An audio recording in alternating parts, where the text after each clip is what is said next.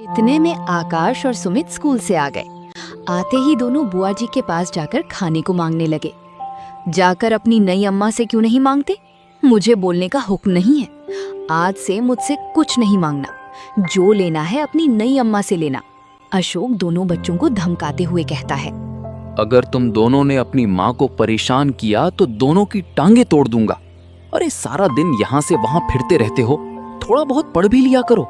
अगर मैंने दोबारा सुना कि तुम दोनों ने अपनी माँ को परेशान किया है तो तुम्हें बाहर भेज दूंगा पढ़ने के लिए। उनको तो आप कुछ नहीं कहते, हम ही को धमकाते रहते हो। कभी भी पैसे वैसे नहीं देते, हम स्कूल यूं ही चले जाते हैं। सब बच्चों के पास स्कूल में पैसे होते हैं और हम बिल्कुल खाली जाते हैं। अब वो कहती है अगर मुझसे कुछ मांगोगे, परेशान करोगी तो कान काट दूंगी। अभी से झूठ बोलने लगे हो। झूठ की भी हद होती है। मैं तुम्हें कितने प्यार से रखती हूँ कि कोई बुराई ना दे। सौतेली माँ बच्चों को परेशान करती है। मैं तो खुद नहीं खाती, लेकिन तुम दोनों को दे देती हूँ।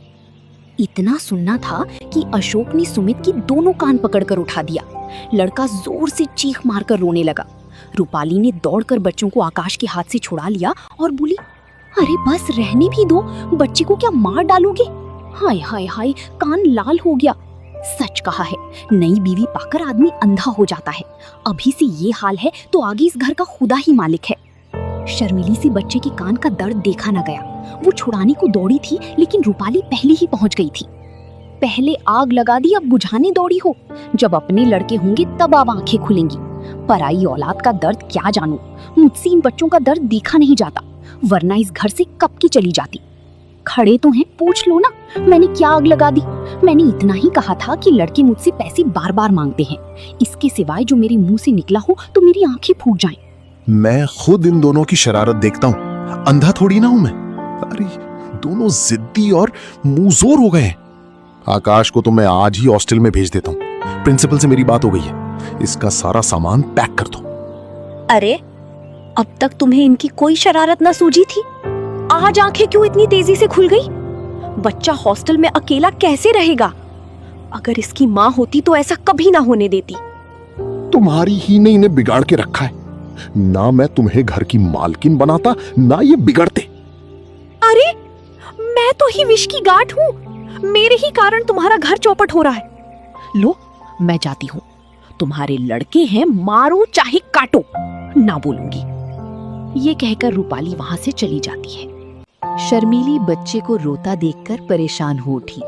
वो सुमित को अपने कमरे में लाकर उसे चुप कराने लगी, लेकिन बालक और जोर जोर से रोने लगा। अशोक को लगा अब शर्मीली मुझसे खूब हंसी मजाक किया करेगी, लेकिन उसकी आशा पूरी नहीं हुई। पहले तो शर्मीली कभी कभी उनसे हंस बोला भी करती थी, लेकिन अब बच्चों के ही लालन पालन में व्यस्त रहने लगी।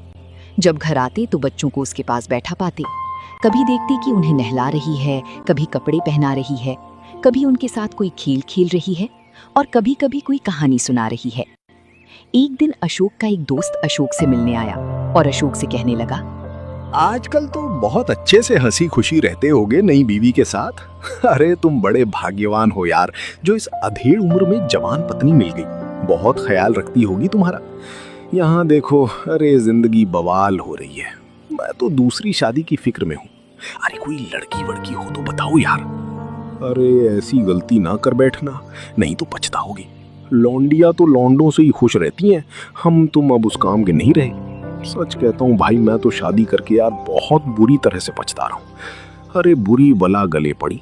सोचा था 2-4 साल और जिंदगी के मजे उठा लूं, लेकिन अब अरे ऐसा लगता है कि भाई जिंदगी की बहुत बड़ी गलती हो गई। अशोक भाई, तुम भी क्या बात करते हो यार? लौंडिया को पंजों में लाना क्या मुश्किल बात है? जरा सैर तमाशे दिखा दो, उनके रंग रूप की तारीफ कर दो, बस रंग जम गया। मैं ये सब कुछ करके हार चुका हूँ भाई। अच्छा तो मेरी एक सलाह मानो, जरा अपनी सूरत बनवा लो। अरे आजकल यहाँ एक बिजली के डॉक्टर आए हुए जो बुढ़ापे के सारे निशान मिटा देते। अरे क्या मजाल की चेहरे पर एक झुर्रियां या सर का बाल पका रह जाए। न जाने भाई क्या जादू कर देते। अरे भाई मैं तो कह रहा हूँ आदमी का हुलिया ही बदल देती। क्या?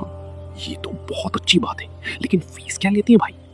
अरे फीस तो यार मुझे पता नहीं, शायद 1000 लेती होंगी। ऐसे काम के लिए इससे कम तो भाई होगा नहीं। अजी कोई पाखंडी होगा। अरे बेवकूफ कोई लूट रहा होगा। कोई मेकअप वेकअप लगाकर 2-4 दिन के लिए जरा चेहरा चिकना कर देता हो।